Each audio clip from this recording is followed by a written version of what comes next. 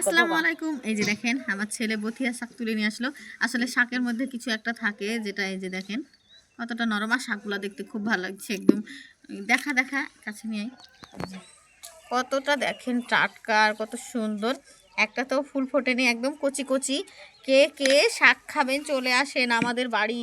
এই শাক এখন যাবে ইসলামপুরে গাইজ। এখন এই প্যাকেটে ঢুকাচ্ছি, এখন এটা ইসলামপুরে আমার মায়ের বাড়ি পাচার করব, বুঝেছেন? আমরা তো গ্রামে থাকি কিন্তু আমার মারা শহরে থাকে, সেই জন্য ওরা খেতে পায় না, বুঝছেন? ওরা কিন্তু টাটকা টাটকা শাক খেতে পায় না, বুঝছেন?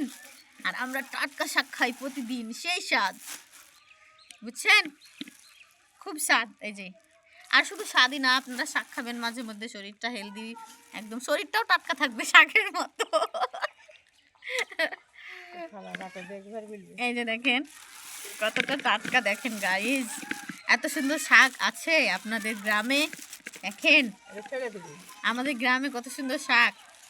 আর এটা আমি পাঠাবো এখন ইসলামপুরে, কারণ ওরা টাটকা শাক খেতেই পায় না, দেখছেন? আমরা মাছ খাই তাও টাটকা, শাক খাই তাও টাটকা। মাছ খাই ওই যে আমার পেছনে বিলের থেকে ধরে খাই, ওই যে ওখানে বিল আছে, এখানে এই যে বিল দেখতে পাচ্ছেন, ওখান থেকে ধরে খাই। আর শাক খেলে ওই বিলের ওই পারে যে মাঠ আছে দেখছেন, ওই বিলের ওই পারে মাঠ আছে, ওখান থেকে শাক তুলে আনি।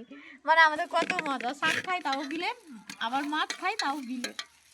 আপনারা আমাদের বাড়ি ঘুরতে চলে আসবেন, যারা শহরে থাকেন তাদেরকে শাক তুলে মাছ ধরে খাওয়াবো। ধন্যবাদ, সবাই ভালো থাকবেন, সুস্থ থাকবেন।